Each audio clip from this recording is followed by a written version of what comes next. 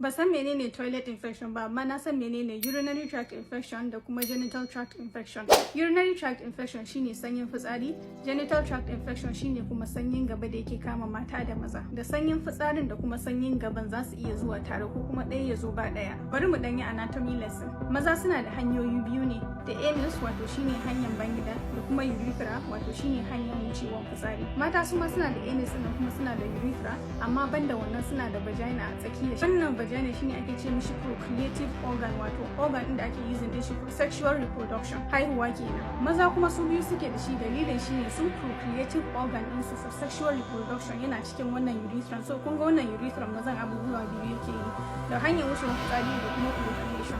A maza da sanyin fitsari da sanyin gaba duka wannan urethra yake affecting. A mata kuma urinary tract infection wato sanyin fitsari yana affecting urethra ne, sanyin gaba kuma yana affecting vagina. Sanyin fitsari shine urinary tract infection. Wannan sanyin ya fi kama mata akan maza.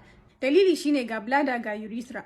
Bladder shine yake rike fitsari a cikin jikinmu, urethra kuma shine hanyar da fitsari yake wucewa a jiki. To dalilin da yasa mata suka fi maza samun urine infection shine urethra mata guntu ne, kawai 4 cm ne. Bayan urethra maza kuma dogo ne, yana kaiwa har 20 cm ma. Shi sanyin fitsarin nan infection ne kuma bacteria ne suka fi jawo shi. Wannan bacteria ana iya samun su ta hanyar kashi ne, ta hannu ko kuma ta hanyar saduwa. So waɗannan bacteria suna zuwa ta wayannan hanyoyin ne sai su dale kan urethra din su fara hawa sama. To kun ga tunda urethra mata guntu ne only 4 cm, wannan tafiyan yana yi wa bacteria sauki. Da sauki za su iya hawa su jawo mutum matsala. Amma da ke urethra maza dogo ne, yana kaiwa 20 cm. Bacteria din nan tafiyan yana musu wahala, wasu ma su mutu kafin su isa, wasu kuma kafin su isa fitsari ya zo ya wanke su kasa. Idan mutum yana da ciwon fitsari zai iya samun matsaloli kamar zafin fitsari, in yana fitsari yana mishi zafi, yawan zuwa fitsari, zaka ga mutum ya je fitsari yana fitowa zai sake ji kamar zai je. Wani sa'in mutum har ya fara fitsarin jini ma ko kuma ya fara ciwon mara ko ciwon baya.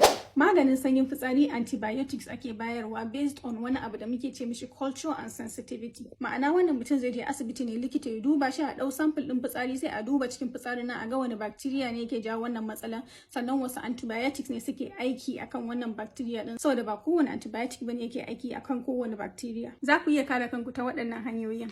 Na ɗaya, ku rinka shan ruwa yanda ya kamata. Na biyu, ku rinka wanke hannu da sabulu kafin ku yi tsarki sannan bayan kun yi tsarki.